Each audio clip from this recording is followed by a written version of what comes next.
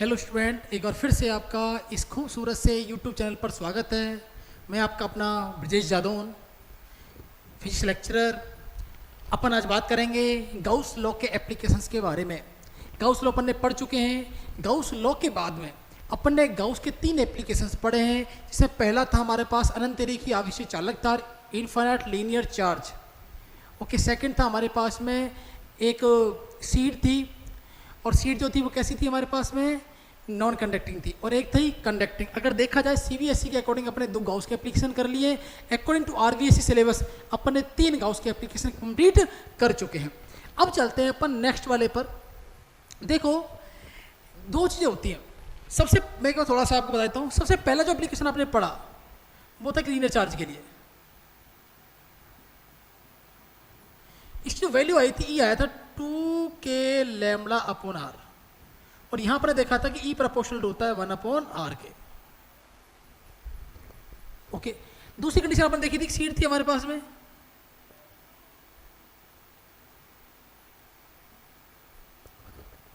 अगर ये बात करते हैं नॉन कंडक्टिंग थी, मतलब कैसी थी, कुचालक होती है। अगर ये कुचालक थी तो ई की वैल्यू आई थी हमारे पास सिग्मा अपॉन 2 एप्सिलॉन नॉट। और अगर ये कैसी थी, चालक थी। कुचालक में क्या होता है, चार्ज कहाँ होता है, एक ही तरफ होता है, only one side. Only one side का मतलब ये होता है कि मतलब जिधर चार्ज दोगे उतनी उधर ही आएगा। जैसे मान लो ये बोर्ड है हमारा, अगर ये चालक होता, कनेक्टर होता, तो चार्ज देने पर ही इधर भी जाता चार्ज, उधर ही इसके पीछे वाले साइड पे भी उतना ही चार्ज आता। अगर मान लो एक कुचालक है तो जहाँ चार्ज दूंगा, अगर मैं यहाँ दूंगा तो चार्ज ही रहेगा, पीछे नहीं जाएगा चार्ज। कहने का मतलब ये होता है, जब कुचालक होता है उसमें चार्ज वहीं रह जाता है, सरफेस के अंदर रह जाता है, सरफेस पे ही रह जाता है। सरफेस में भीतर रह सकता है, बाहर रह सकता है, जहाँ देंगे वहीं रह जाता है। लेकिन चालक में क्या होता है, चार्ज चल कर कहाँ पहुँचते हैं, सतह पर पहुँच जाते हैं, ठीक है, और वो बढ़ जाता है 2 हिस्सों के अंदर, ठीक है। अगर बात करते हैं कुचालक की, ये कुचालक की बात करते हैं चालक की। चालक अगर सीट है तो मैं बताया था आपको, सीट के बारे में बताया था, प्लेट के बारे में बताया था, छोटी छोटी चीज़ें बताई थी मैंने आपको। अगर आपने गाउस के एप्लीकेशन नहीं देखे हैं तो मैं इस वीडियो के लिंक के डिस्क्रिप्शन में मैं आपको लिंक दे दूंगा गाउस के पहले वाले एप्लीकेशंस का। और एक चीज़ ध्यान रखें, जब जो आप वीडियो देखते हो ना, उस वीडियो के साथ में उसका पीडीएफ मैंने डाला हुआ है, लिंक के डिस्क्रिप्शन में पीडीएफ डाला हुआ है। तो पीडीएफ को वहाँ से आप डाउनलोड कर सकते हैं, देख भी सकते हैं, उसके नोट्स भी बना सकते हैं आप, ताकि आपका और भी काम आसान हो जाएगा, ठीक है ना। चालक में क्या होता है, ई की वैल्यू कितनी आती है, सिग्मा अपॉन एप्सिलॉन नॉट, ये आती है। तो ये 3 हमारे पास कंडीशन आई थी। अब अपन चलते हैं, हाँ, इसके बाद अपन चले थे कहाँ पर, गोले पर। गोला में 2 बताए थे आपको, स्फीयर। पहला स्फीयर होता है हमारे पास में, मैंने कहा खोखला गोला।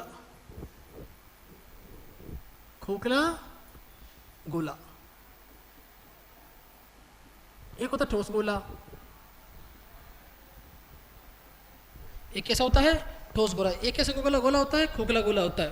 तो ठोस गोले में और खोखले गोले में क्या होता है और बताता हूं मैं आपको। अगर बात करते हैं अपन स्फीयर की, ये हुआ आपका खोखला गोला, इसको बोलते हैं गोलीय कोश।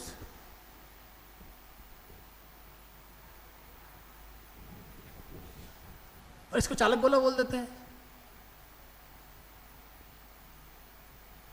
ठोस गोला होता है उसको केवल गोला भी बोल देते हैं, उसको चालक गोला भी बोल देते हैं।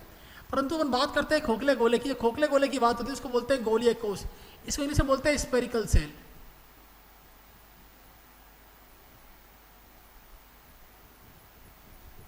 और इसको बोलते हैं कंडक्टिंग स्फीयर।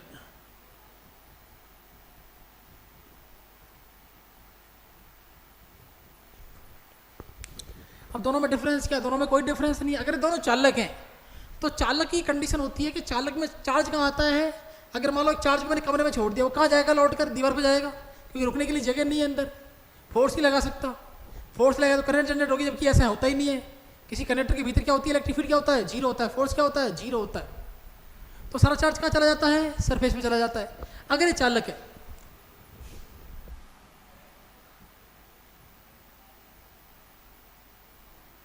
कंडक्टर, अगर मान लो, अगर बात करते हैं इंसुलेटर की,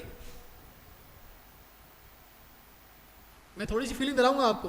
अब गोला देखो, ये भी गोला होता है, ये मतलब पूरा भरा हुआ है अंदर से, लेकिन चार्ज फिर भी कहाँ पर है?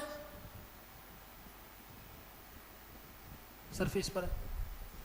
अगर मान लो हमारे दिमाग में सवाल आता है कि सर कैसे पहचानेंगे चालक की कुचालक की? बिल्कुल सही है, कंडक्टर और नॉन कंडक्टर कैसे पहचानेंगे अपन? तो अगर मान लो किसी के चार्ज अंदर है, चार्ज कहाँ है? अंदर, तो कैसा हो गया है? कुचालक हो गया।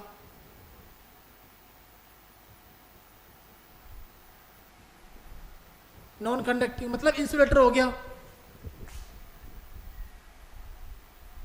मैं थोड़ा टॉपिक शुरू करने से पहले फीलिंग देना चाहता हूँ ताकि आपको फीलिंग आ जाए तो मजा भी आएगा पढ़ाने का।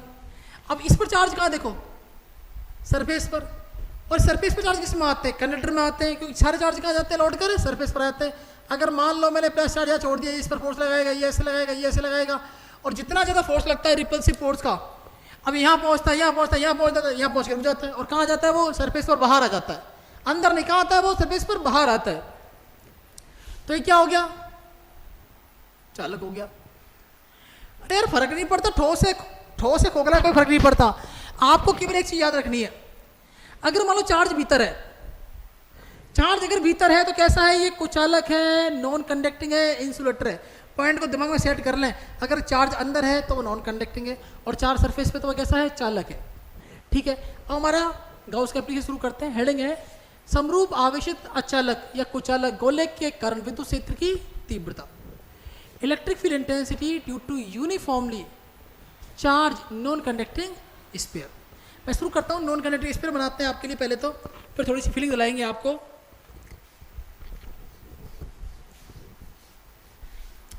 आई थिंक आपको समझ में आया होगा कि चालक और कुचालक में कितना डिफरेंस होता है। इसका डेरिवेशन है बहुत इंपॉर्टेंट है, इससे कुछ फॉर्मूला मिलेगा अपन को, और पहले वाले अपन को ग्राफ मिला था, इसमें भी अपन एक ग्राफ बनाएंगे।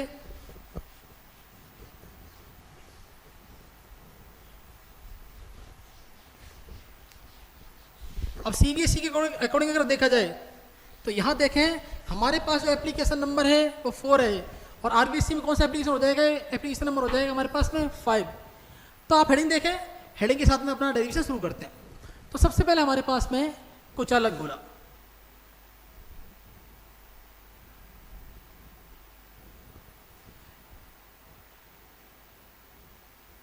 सारा चार्ज कहाँ है? इसके अंदर है।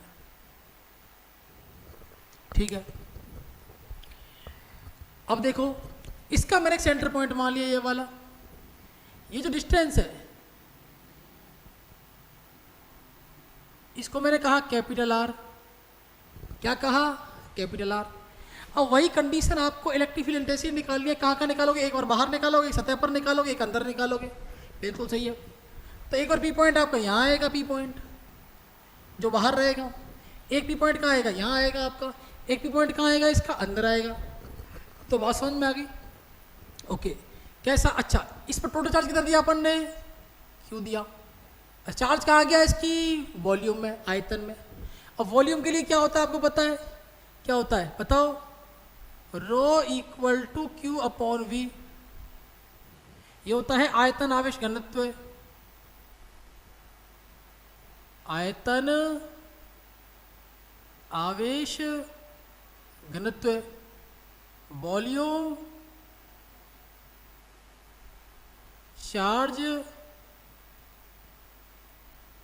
डेंसिटी। अगर रो इस पूरे नॉन कंडक्टिंग स्फीयर का रो कांस्टेंट रहेगा। अब जैसे आपसे कहा कि rho equal to Q upon V, तो प्यारे बच्चों आप ये भी बता सकते हो कि क्यू इक्वल टू कितना हो जाएगा? रो इंटू वी हो जाएगा। वी क्या है? इस पूरे की वॉल्यूम है। अच्छा, वॉल्यूम कितना होगा? अगर मैं बात करता हूँ वी होगा 4/3 पाई। रेडियस कितनी है इसकी? आर। तो ये हो जाएगा आर क्यूब। ये छोटी छोटी बातें आपको ध्यान रखनी है। अब शुरू करते हैं अपन इसका पहला पॉइंट, फर्स्ट केस शुरू करते हैं अपन। तो केस नंबर फर्स्ट कहाँ निकालेंगे? Electric field intensity from a non conducting sphere. Electric field intensity due to non conducting square. कहाँ निकालोगे आप? किसी कुचालक गोले के कारण विद्युत क्षेत्र की तीव्रता। कहाँ निकालोगे? बाहर निकालो, तो लिख दिया मैंने आउटसाइड। ओके, अब इसके बाद मैंने आपको 3 चीज़ बताई थी गाउस के लिए। जब भी गाउस का एप्लीकेशन करते हैं तो एक तो कंडीशन सिमेट्रिक होनी चाहिए, सममित होनी चाहिए, क्लोज होना चाहिए, और थीटा 0 होना चाहिए, 90 डिग्री होना चाहिए। वापस बता देता हूँ मैं आपको। कंडीशन नंबर पहली, सममित होना चाहिए।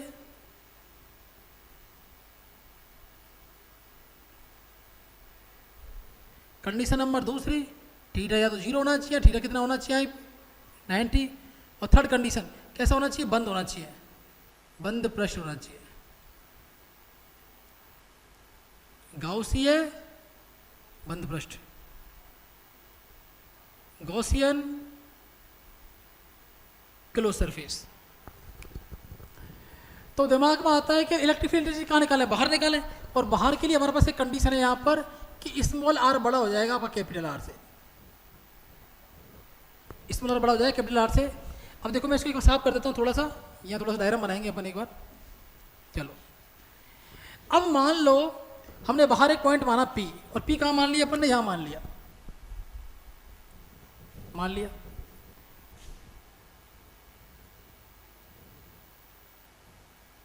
डिस्टेंस क्या होगी बताओ? स्मॉल आर होगी। अब इसमें गाउसी सरफेस बनाते हैं अपन एक।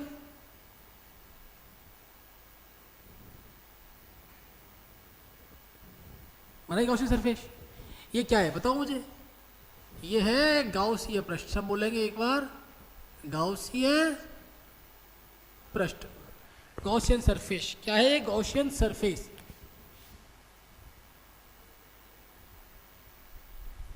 सरफेस। और ये क्या है?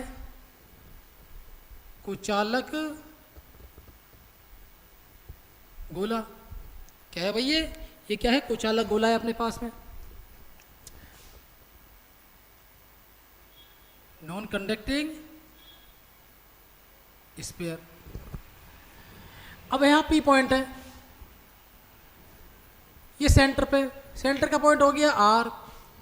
यहाँ देखो इस जगह इलेक्ट्रिक फील्ड कहाँ आएगा? ऐसे आएगा, क्योंकि प्लस से आउटवर्ड होता है। और अगर इस गाउसी सरफेस को अपने लिया है यहाँ पर, ये छोटा सा पार्ट, तो इसके डायरेक्शन क्या हो जाएगी? परपेंडिकुलर हो जाएगा ds।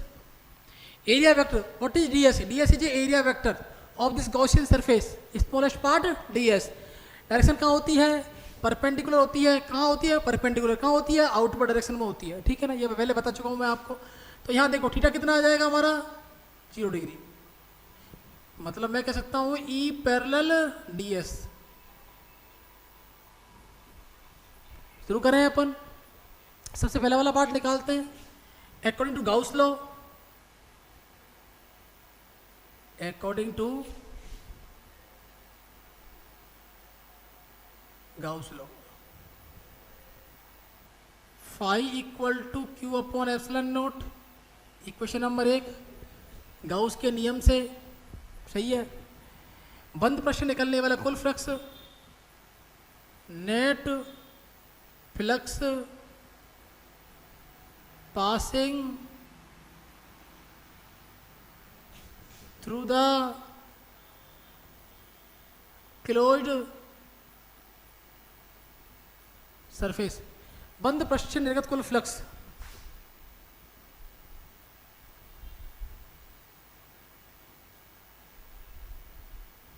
निर्गत कुल फ्लक्स कितना हो जाएगा? फाई इक्वल टू, अच्छा देखो कुल फ्लक्स के लिए वापस वही फ्लक्स लेना पड़ेगा। फ्लक्स की डेफिनेशन से यहाँ पर ये भी लिख सकते हैं विद्युत फ्लक्स की परिभाषा से। तो phi equal to close integral E vector dot D S vector. और यहाँ एस लिख सकते हो, नहीं लिखो तो भी कोई दिक्कत वाली बात नहीं। इसको ना है समीकरण नंबर 2। समीकरण 1 और 2 की अब तुलना करेंगे तो फाई से फाई कैंसिल हो जाएगा, ये इसके इक्वल में आ जाएगा। तो मैं लिख देता हूँ समीकरण 1 व 2 की तुलना करने पर, now comparing equation first and equation second.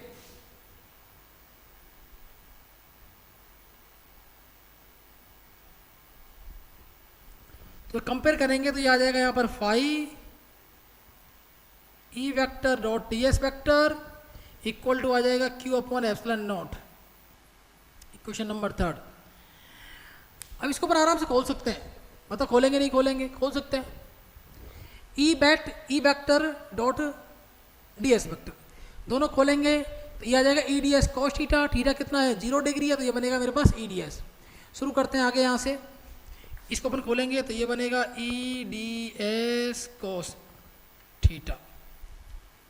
इसी क्रम में मैं इसको आगे ले लेता हूँ, E D S cos 0 degree Q upon F, समझ में आ गया। इसी को मैंने इसके आगे में ले लिया, ठीक है।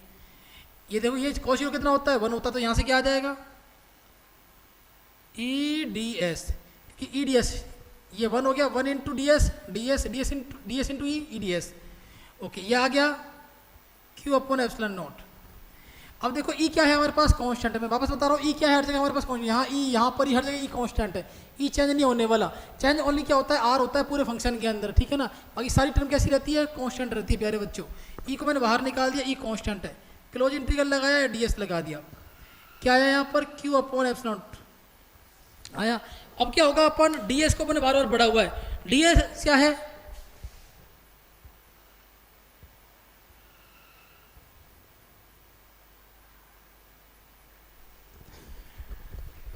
डीएस क्या है, डीएस के बारे में आपको पहले बता चुका हूँ। डीएस क्या है, एक गाउसीय पृष्ठ अपने जो लिया है उसका क्षेत्रफल अल्पांश है, और इसका इंटीग्रेशन हो जाएगा डीएस का 4 पाई आर स्क्वायर, क्योंकि यहाँ जो डीएस है इसकी रेडियस कितनी है आर है, तो ds equal to 4 pi r square. ये पहले बता चुका हूँ मैं आपको, और अच्छे तरीके से मैंने उसमें एक्सप्लेन किया है इसको। तो ये आ जाएगा मेरे पास में E into 4 pi r square, और यहाँ से आ जाएगा क्यू अपॉन एप्सिलॉन नॉट। अब प्यारे बच्चों हमें निकालना है ई, तो इसको क्या भेज देंगे पूरे को नीचे भेज देंगे, तो ई इक्वल टू कितना हो जाएगा क्यू हो जाएगा, हो जाएगा 4 pi epsilon not are square. ये बात समझ में आई नहीं आई आपको।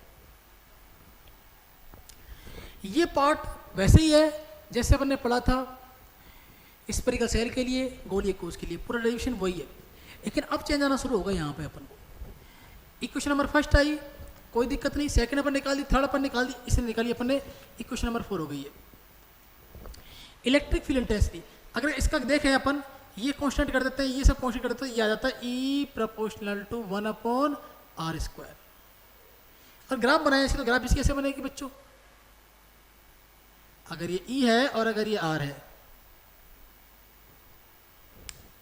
ई और आर में क्या क्या क्या चेंज हो रहा है कि आर के स्क्वायर के अकॉर्डिंग क्या हो रहा है ई चेंज हो रहा है, ठीक है। तो ये हो गया आर और ये ई हो गया, लिख सकते हैं अपन E proportional to 1 upon are square. अब फर्क कहाँ आता है, यहाँ तो कोई दिक्कत नहीं है अपन को। नेक्स्ट जो अपन पार्ट करते हैं कि अपन ने पढ़ा यहाँ पर क्यू, अपन ने पढ़ा है वहाँ पर rho equal to Q upon V, तो क्यू इक्वल टू कितना हो गया रो इंटू वी, तो रो तो रो ही रहेगा, वी कितना हो जाएगा 4 अपॉन 3 पाई, क्या आएगा पाई, आर क्या आएगा कैपिटल क्यू। तो क्यू क्यू उठा के रख सकते हैं अपन इक्वेशन नंबर 4 में। जब अपन इस क्यू उठा के रखेंगे इक्वेशन नंबर 4 में रखेंगे, तो हमारे पास ई की वैल्यू क्या आएगी बच्चों, ई की वैल्यू आएगी rho 4 upon 3 pi r cube upon 4 pi epsilon naught small r square. जब अपन ने स्फेरिकल सेल के लिए किया था तो वहाँ पे यहाँ पे क्या था हमारे पास में आर स्क्वायर था, ठीक है ना, लेकिन यहाँ क्यूब आ गया, लेकिन वहाँ पे 4/3 नहीं था, ओके, क्या था 4 पाई आर स्क्वायर था। तो देखो 4 पाई से 4 पाई कैंसिल हुआ बच्चों, तो क्या आया ई इक्वल टू आया rho R cube 3 epsilon not are square. अब देखो यहाँ देखो कहानी बिल्कुल वैसी की वैसी है, देखो रो कांस्टेंट है, कैपिटल आर कहीं चेंज नहीं होती, कांस्टेंट है, 3 नंबर है कांस्टेंट, एप्सिलॉन नॉट कांस्टेंट, तो वापस कहानी हमारे पास वही आ जाती है E proportional to 1 upon are square. बिल्कुल यही फॉर्मूला हमने किसके लिए देखा था, आपको याद हो तो हमने देखा था किसी पॉइंट चार्ज से एक स्मॉल आर डिस्टेंस पे एक पॉइंट पी था, वहां पर अगर अपन ई निकालते हैं तो वो निकलती थी के Q upon are square, that means 1 upon 4 pi epsilon not are square into Q, ये आती थी हमारे सामने। तो हमको ऐसा लग रहा है जब हम electric field intensity P point पर निकाल रहे हैं कि जहाँ पर निकाल रहे हैं, मतलब अपन जब पी पर निकाल रहे हैं तो अपन को लग रहा है कि यहाँ पी से स्मॉल आर डिस्टेंस पर एक पॉइंट और रखा हुआ है, P से P पॉइंट पर इलेक्ट्रिक फील्ड इंटेंसिटी निकाल रहे हैं और हम देख रहे हैं कि P पॉइंट से स्मॉल r डिस्टेंस पर एक पॉइंट O है, वहाँ पर एक चार्ज क्या रखा हुआ है, Q रखा हुआ है, लेकिन वास्तव में ऐसा नहीं होता है। तो हमारा फर्स्ट एप्लीकेशन पूरा हुआ है इसमें, सॉरी फर्स्ट पार्ट पूरा हुआ केस नंबर फर्स्ट। अब चलते हैं केस नंबर सेकंड के ऊपर।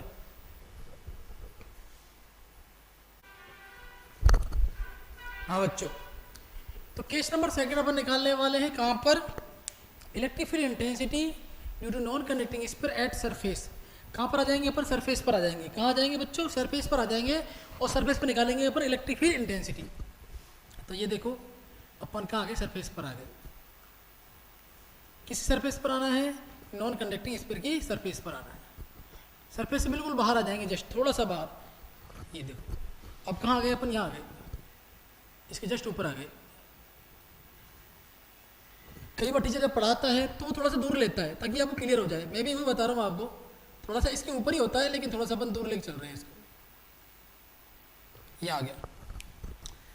अब P पॉइंट आपका यहाँ आया बच्चों, तो P पॉइंट जब यहाँ आया तो ये क्या हो जाएगा, E हो जाएगा वेक्टर, और ये क्या हो जाएगा, ds वेक्टर हो जाएगा।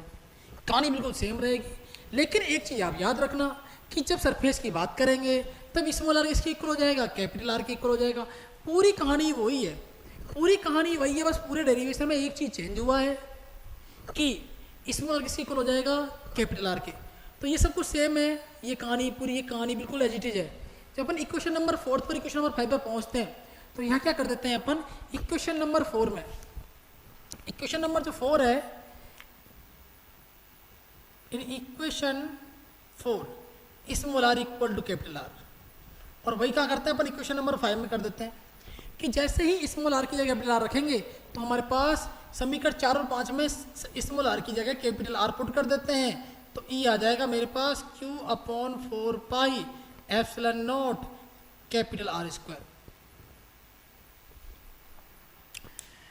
बेटा यहाँ हो क्या रहा है पता है, Q कांस्टेंट है, 4 पाई कांस्टेंट है, एप्सिलॉन नॉट कांस्टेंट है, यहाँ कांस्टेंट है, R कांस्टेंट है।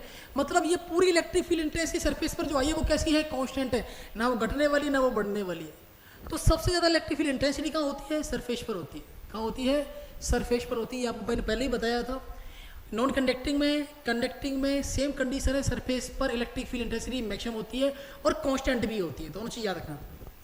अगर मान लो मैं यहाँ पर small r equal to capital R कर देता हूँ तो ये क्या बनेगा मेरे बच्चों, E इक्वल टू आ जाएगा रो r³ 3 एप्सिलॉन नॉट, ये R स्क्वायर, R से R कैंसिल, तो E हमारे पास आएगा रो r3 एप्सिलॉन नॉट। बेटा अभी भी तो ये कांस्टेंट ही है पूरा टर्म। देखो अगर मान लेते हैं रो कांस्टेंट है, R कांस्टेंट, 3 कांस्टेंट है, एप्सिलॉन नॉट कांस्टेंट है, that means E equal to rho r3 epsilon naught पूरा कैसा है, कांस्टेंट है। तो इलेक्ट्रिक फील्ड इंटेंसिटी कहाँ मिली है, इक्वेशन नंबर इसको उड़ा सकते हैं यहाँ पर, इक्वेशन नंबर 6, इक्वेशन नंबर 7। अब चलते हैं पर इसका बहुत इंपॉर्टेंट जो पार्ट है उसके ऊपर चलते हैं। अब इलेक्ट्रिक फील्ड इंटेंसिटी कहाँ निकालेंगे, विद्युत क्षेत्र की तीव्रता निकालेंगे इस कुचालक गोले के भीतर। ओके, तो मैं एक बार इसको क्लियर कर देता हूँ, फिर अपन चलते हैं नेक्स्ट पार्ट के ऊपर।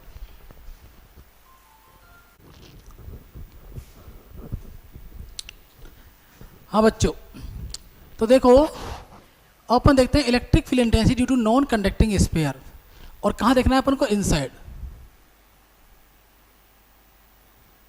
अंदर की तरफ देखना है जहाँ पर कैपिटल R बड़ा होता है स्मॉल r से। पहली बात तो ये याद रखनी है। अब देखो मैं डायग्राम समझाता हूँ आपको। ये पूरा जो है ना वो नॉन कंडक्टिंग स्फीयर है, इसमें चार्ज भीतर है, ठीक है। अब इसके भीतर मैंने एक पॉइंट P एज्यूम किया है। इस पॉइंट P पर इलेक्ट्रिक फील्ड इंटेंसिटी निकालनी है। ये कहाँ है बताओ, ये इसके अंदर है, नॉन कंडक्टिंग स्फीयर के अंदर है। इसकी सेंटर से डिस्टेंस कितनी है, स्मॉल r, जबकि इस नॉन कंडक्टिंग की क्या रहती है, कैपिटल R। ये जो है ये हमारे पास गॉसियन सरफेस, इसकी रेडियस कितनी है, इसकी डिस्टेंस कितनी है, यहाँ से सिमेट्री कितनी है, स्मॉल r, जबकि नॉन कंडक्टिंग कितनी है हमारे पास में, कैपिटल R। ओके, अब इस पूरे नॉन कंडक्टिंग का चार्ज कितना है, Q, density rho, volume V, जबकि हमारे पास गॉसियन जो सरफेस अपन ने लिया है उस पर चार्ज कितना आया हुआ है, Q डैश, वॉल्यूम कितना है इसका, V डैश, क्योंकि छोटा है उसे चार्ज इसके पास कम है, और डेंसिटी सबकी पूरी कैसी रहती है, इक्वल रहती है, ठीक है ना। ओके, डेंसिटी क्या है, एक तरह के कांस्टेंट टर्म है जो कि हमारे लिए क्या रहती है, कांस्टेंट रहती है।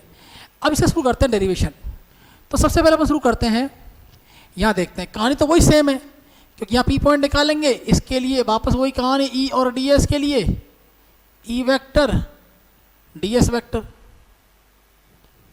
थीटा कितना हो गया? 0 हो गया। शुरू करते हैं। अकॉर्डिंग टू गाउस लॉ, जब गाउस लॉ की बात करेंगे तो अपन अब बाहर वाले की अपन ने पहले वहां पे लिया था, फिर यहां लिया, फिर यहां लिया। तो जब यहां पर लिया था तब चार्ज कितना था? क्यू था। लेकिन अब चार्ज कितना है इसके अंदर? Q dash. थोड़ा ध्यान दें इस बात के ऊपर, कुछ बच्चे ही गलती करते हैं। अभी देखें जो गॉस सरफेस अपने लिया है, उस गॉस सरफेस के भीतर चार्ज कितना है? क्यू डैश है। ओके, ये तो हमको पता है। वैक्यूम की परमिटिविटी होती है, जो अपन बार पहले भी काम में ले चुके हैं इसको। यहाँ कोई मीडियम नहीं है, इसलिए क्या आ जाता है? एप्सिलॉन नॉट आ जाता है। ओके, अब करते हैं net flux. Net flux passing through the close surface, इस पूरी क्लोज सरफेस में से कितना फ्लक्स पास हो रहा है, कितना फ्लक्स गुजर रहा है। तो बंद प्रश्न निर्गत निकलने वाला कुल फ्लक्स कितना है? तो मैंने कहा फाई ईडीएस, वही कहानी इक्वेशन नंबर 2, 1 और 2 की कंपैरिजन करते हैं अपन। तो ये तो ऐसे आ जाता है ईडीएस कॉस थीटा, थीटा 0 हो जाता है, ये वापस आ जाता है। यहाँ करते हैं इसको क्यू डैश, ये क्यू डैश, ये क्यू डैश और ये क्यू डैश। इसको सॉल्व करते हैं, सॉल्व करते करते अपन कहाँ पहुंच जाते हैं? यहाँ आगे पहुंच जाते हैं। इसको करते थे, देखो वापस देखो, वही ईडीएस आया। तो डीएस वापस कितना हो जाएगा? 4 पाई आर स्क्वायर। इसकी यहाँ रखेंगे, ये आ जाएगा क्यू डैश, ये क्यू डैश, ये हमारे पास वैल्यू आई है। अब चलते हैं थोड़ा सा इसको आगे लेकर। अभी हमारे पास यहां तो कोई दिक्कत नहीं है आपको, E equal to Q dash upon 4 pi epsilon naught small r square, कोई दिक्कत नहीं। अपन क्यू डैश जो है इसको क्लियर करते हैं यहाँ से, क्योंकि ये डेरिवेशन यहीं पर जाकर अटक जाता है, बच्चे यही गलती करते हैं और मैं चाहता हूं कि बच्चे गलती ना करें। तो इसको अपन एक बार क्लियर कर देते हैं। मैं आपको एक छोटा सा फॉर्मूला बताऊं, आपको याद रखना है। देखो सिंपल सी बात है, अगर अपन देखें तो इस पूरी नॉन कंडक्टिंग पे चार्ज कितना है? कितना है भाई? Small Q. और जो गॉसियन सरफेस पे चार्ज कितना है? Q dash. मतलब मैं कह सकता हूं कि rho equal to Q upon V और rho equal to Q dash upon V dash. ये फॉर्मूला हमें याद हो जाएगा। अगर मैं बात करता हूं, हाँ एक चीज और पता है हमको भी पता है वी इक्वल होता है 4/3 पाई कैपिटल आर क्यूब। और अगर अपन बात करते हैं वी डैश की तो ये हो जाएगा 4/3 पाई स्मॉल आर क्यूब। बेटा ये फॉर्मूले आपको याद रखने। देखो जहाँ वी है वहाँ पर कैपिटल आएगा, आर आएगा, जहाँ पर वी डैश है वहाँ पर स्मॉल आर आएगा। तो ये देखो वी डैश इस पूरे वॉल्यूम में कितनी रेडियस है इसकी? आर कितना है इसका? स्मॉल है। लेकिन जब इस पूरे की बात करेंगे तो आर कितना आ जाएगा? पूरा कैपिटल आ जाएगा। तो यहाँ से अगर अपन क्यू डैश की वैल्यू निकालनी है तो हमारे लिए बहुत आसान हो जाएगा कि Q dash equal to rho into V dash. Q dash equal to rho की वैल्यू कितनी है? Q upon V. बिल्कुल यहाँ से जो वैल्यू उसको रख दो यहाँ पर उठा के। सबसे पहले ये लिखना है, फिर ये लिखना है आपको, फिर दोनों वी लिखने हैं, फिर क्या निकालना है? क्यू डैश निकालना है, क्योंकि क्यू से मतलब नहीं है, निकालना है क्यू डैश। तो क्यू डैश के लिए rho into V dash, that means rho कितना है हमारे पास में? Q upon V into V dash. मैंने कहा क्यू डैश और Q as it is. Rho कितना है हमारे? वी कितना है? 4/3 पाई कैपिटल आर क्यूब। ये कितना है? 4/3 पाई स्मॉल आर क्यूब। 4/3 पाई से पाई ये सब कुछ कैंसिल हो गया। क्या बचा मेरे पास में? यहाँ मेरे पास बचा क्यू डैश इक्वल टू बेटा Q r cube upon r cube. Q dash equal to Q, ये कैंसिल हुआ, ये कैंसिल हुआ, ये पूरा मेरे पास आ चुका है। अब इसकी वैल्यू उठा के रख दूंगा, मैं उठा के रख दूंगा तो मुझे ई मिल जाएगा बच्चों। तो ई इक्वल टू आएगा मेरे पास, वैल्यू रख देता हूँ मैं इसकी क्यू आर क्यूब। ये नीचे आ जाएगा, ये आ जाएगा 4 pi epsilon not are square से आर स्क्वायर कैंसिल, ऊपर बचेगा एक आर। तो ई की वैल्यू जो आई है वो आई है Q r 4 pi epsilon not r cube. बच्चों ये देखो यहाँ पर हमारे पास यहाँ ये जो आप देख रहे हो Q r 4 pi epsilon not r cube, यहाँ जो आर है वो कैसा है? वेरिएबल है। क्यू कांस्टेंट है, ये पूरी टर्म कांस्टेंट है, ये कांस्टेंट है, दैट मीन्स अपन कह सकते हैं अगर ये पूरा फंक्शन पूरा कांस्टेंट है तो ई प्रोपोर्शनल टू कितना हो जाएगा, आर हो जाएगा। मतलब ग्राफ में क्या आएगा, लीनियर चेंज आएगा। अगर ई और आर के बीच में ग्राफ बनाते हैं तो ग्राफ कैसी बनती है, सरल रेखीय बनती है। ये ई की वैल्यू हमारे सामने आई है।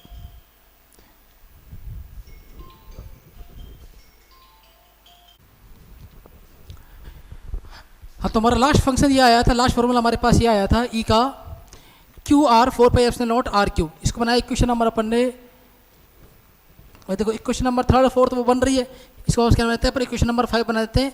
अब चलते हैं अपन यहाँ पर, इसको देखते हैं आगे। अगर मान लो क्यू इक्वल टू क्या होता है, रो इंटू वी होता है, रो इंटू वी, तो रो वी हो जाएगा 4/3 पाई आर क्यू। भाई ये भी तो लेके आते हैं इसका, ये तो हमारे पास आर की टर्म में आ गया, अपन रो की टर्म में लेकर आते हैं इसका आंसर। तो ई rho into 4/3 pi are Q, नीचे है 4πε0 इंटू आर क्यू। हाँ, और देखो ये किसी वैल्यू आई मेरे पास, सबसे पहले मैंने क्या किया, क्यू की वैल्यू ये आ गई, ये पूरी क्यू की वैल्यू है, और ये नीचे आ गई 4πε0 आर क्यू, और ऊपर रह गया मेरे पास में आर। तो इससे ये कैंसिल हुआ, इससे ये कैंसिल हुआ, तो हमारे पास क्या बचा, ई बचा, रो आया, आर आया, 3 आया, ε0 आया। तो कहानी वही घूम के आ जाती है कि ई प्रोपोर्शनल टू क्या हो जाएगा, आर हो जाएगा। ये हमारे पास इसके 3 केस आ गए। जब केस नंबर 4 पढ़ेंगे तो उसमें अपन क्या पढ़ेंगे बच्चों, electric field intensity due to non conducting sphere. क्या पढ़ेंगे, कहाँ पढ़ेंगे, सेंटर पर पढ़ेंगे। कहाँ पढ़ेंगे, सेंटर पर, केंद्र पर। तो केंद्र पर पढ़ते हैं तो आर कितना होता है बच्चों, 0। जब आर की वैल्यू, स्मॉल आर की वैल्यू 0 होती है, जब स्मॉल आर की वैल्यू 0 हो जाएगी तब ई कितना हो जाएगा, 0 हो जाएगा। ये कहाँ निकाला है अपन ने, इन निकाला है। एक सबसे पहले कहाँ निकाला था, आउटर पे निकाला था, बाहर निकाला था, आउटसाइड निकाला था, एक सरफेस पे निकाला था, ये इन निकाला है। और आई ई सी क्या होगा, 0। मतलब सेंटर पर इलेक्ट्रिक फील्ड क्या होगी, 0 होगी अंदर।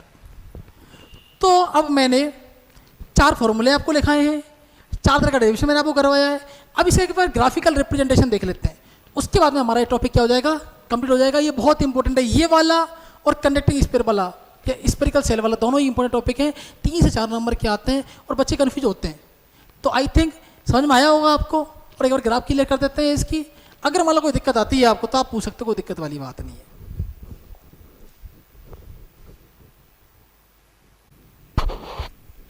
हेलो बच्चों, अब इसका मैं एक बार लास्ट पूरा पार्ट जितना अपन ने पढ़ा है टॉपिक, इसका एक समरी पढ़ लेते हैं।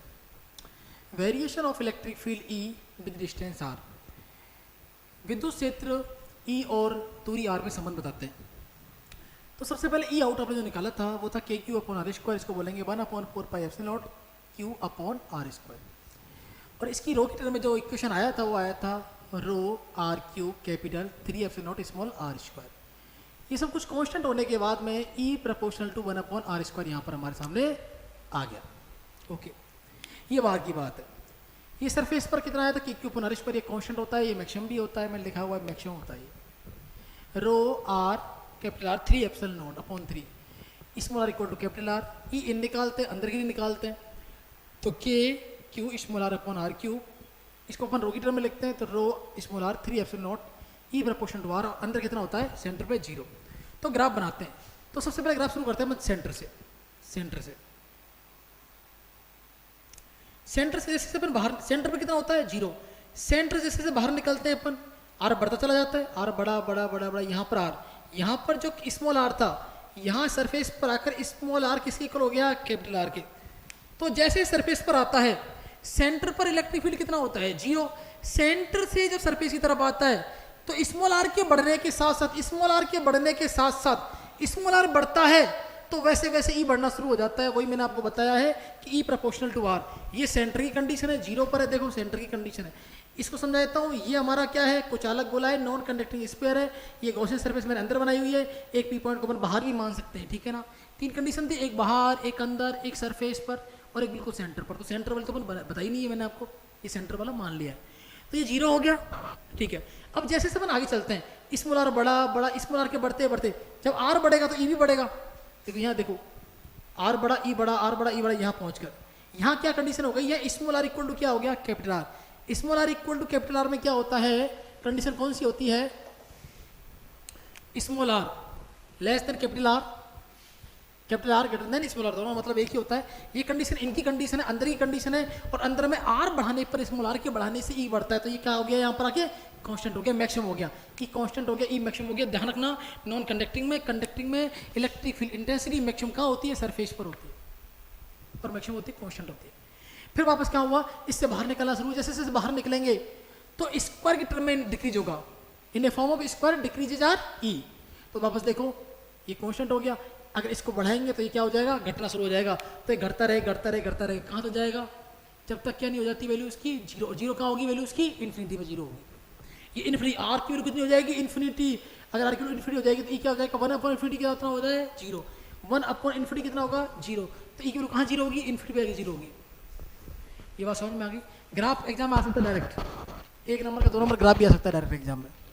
तो ये हमारा टॉपिक कंप्लीट हुआ। अब नेक्स्ट टॉपिक की अपन बात करते हैं।